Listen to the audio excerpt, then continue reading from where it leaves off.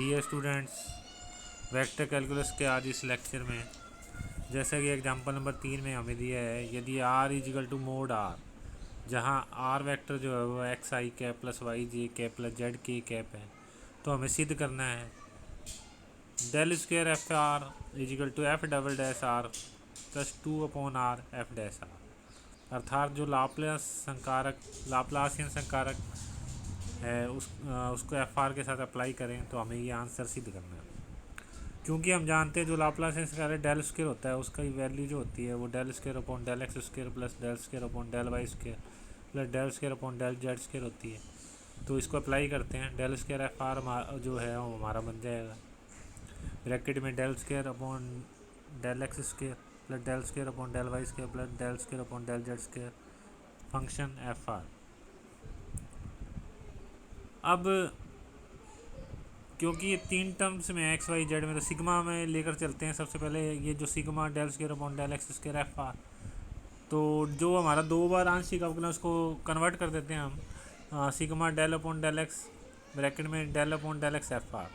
तो इसका आंशिक अवकलन करते हैं, तो इसका आंशिक अवकलन करेंगे तो हमारा आएगा sigma del upon del x bracket में f dash r del r upon del x आएगा, और del r upon del x की जो वैल्यू है वो हम एक्स अपॉन आर रख देंगे। तो ये हमारा बन जाएगा sigma del upon del x bracket में f dash r x upon r. अब इसका पुनः आंशिक अवकलन कर देते हैं एक्स के सापेक्ष, तो इसका पुनः करेंगे तो वी मेथड लगा देते हैं।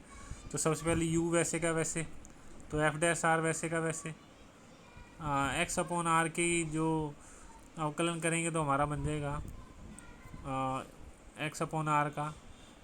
तो इसका आंशिक अवकलन करते हैं तो 1/r एक्स का कर दिया पहले, तो 1/r वैसे का वैसे एक्स का तो किया, तो एक प्लस एक्स वैसे का वैसे 1/r का करेंगे तो minus 1/r square del r upon del x. अब क्योंकि यूवी मेथड लगाते हैं एफ डैश आर को वैसे का वैसे रखा था, अब x/r वैसे का वैसे, तो एफ डैश आर का एक्स का f double dash r del r upon del x. तो ये बन गया हमारा। तो जो हमारा बना वो sigma f dash r 1/r minus x square upon r cube plus x square upon r square f double dash r. क्योंकि del r upon del x की जो वैल्यू होती है वो पिछले लेक्चर में मैंने बता दी थी, वो एक्स अपॉन आर होती है। इसी तरह से del r upon del y की वैल्यू वाई अपॉन आर, और del r upon del z की वैल्यू जो है वो जेड अपॉन आर होती है। अब सिग्मा को हटाने पर, जब सिग्मा को हटाएंगे तो ये हमारा बन जाएगा f dash r equal to 3/r minus x square plus y square plus z square बटा में r cube plus x square plus y square plus z square बटा r square f double dash r. अब क्योंकि हम जानते हैं जो x square plus y square plus z square जो होता है वो आर स्क्वायर के इक्वल होता है, तो इसकी वैल्यू रख दी। तो ये जो हमारा बना 3/r minus 1/r f dash r plus f double dash r, अर्थात 2/r f dash r plus f double dash r. यही हमारा आंसर है। अब एग्जाम्पल नंबर जो 4 है उसमें हमें डेल स्क्वायर आर एन की वैल्यू फाइंड करनी है, और ये मान निकालने के बाद हमें डेल स्क्वायर 1/r की वैल्यू निकालनी है, वो जो कि 0 के बराबर आएगी। तो इसका सोल्यूशन करते हैं। लाप्लासियन संकारक है डेल स्क्वायर, जो del square upon del x square plus del square upon del y square plus del square upon del z square के इक्वल होता है।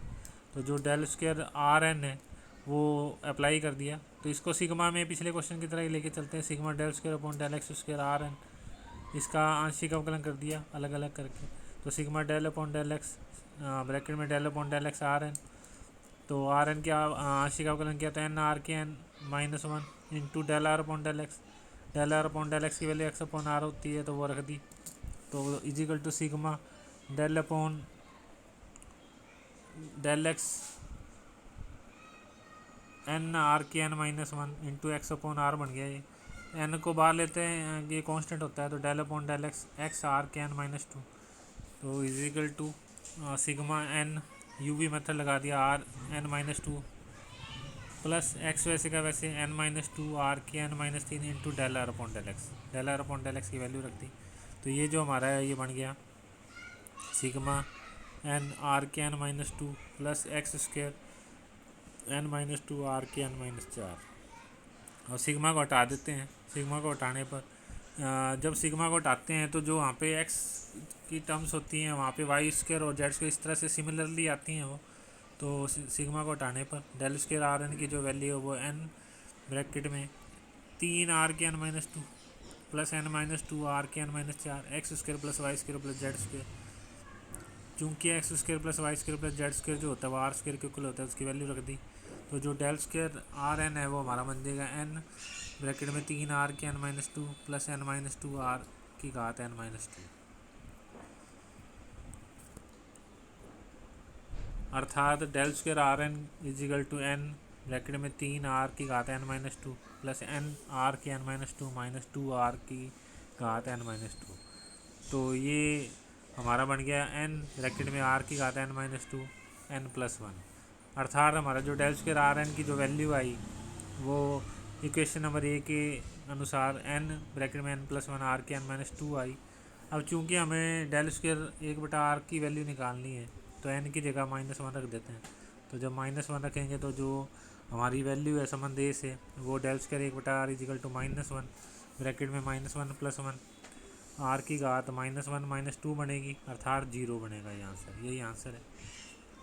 अब एग्जाम्पल नंबर 6 में हमें दो फलन दिए हैं, अदिश बिंदु फलन है जो f और g। तो सिद्ध करना है divergence of f del ji equal to f del square g plus del f dot del जी।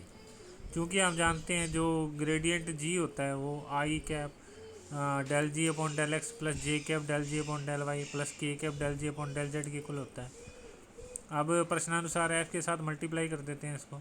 तो एफ डेल जी जो है वो बन जाएगा हमारा F del ji upon del x i cap plus F del ji upon del y j cap plus F del ji upon del z k cap. अब इसका divergence लेना है तो डाइवर्जेंस ले लेते हैं। तो divergence F del ji equal to del upon del x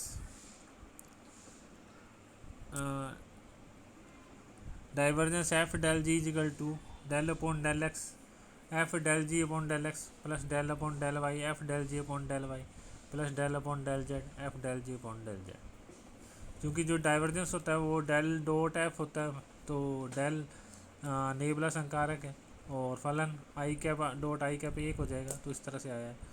तो अब डेल वाई डेल एक्स और ब्रैकेट में एफ डेल जी अपॉन डेल एक्स इस प्रकार है तो इसका आंशिक अवकलन कर देते हैं यूवी मेथड लगा के।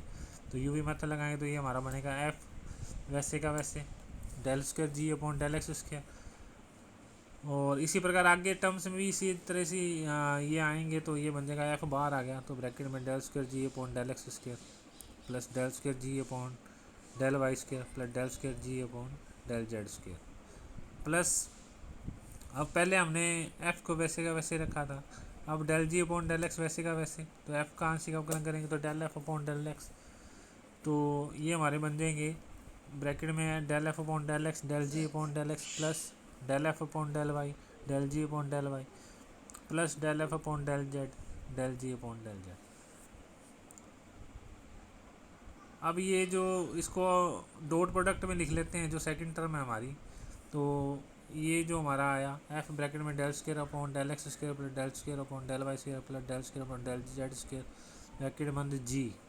और जो दूसरी टर्म्स है वो आई जे कैप में लिखेंगे तो ये बनेगा हमारे पास del f upon del x i cap plus del f upon del y j cap plus del f upon del z k cap dot product del ji upon del x i cap plus del ji upon del y j cap plus del ji upon del z k cap. अर्थात हमारा बन गया ये equal to f bracket में del square g plus del f dot del जी। यही हमें सिद्ध करना है।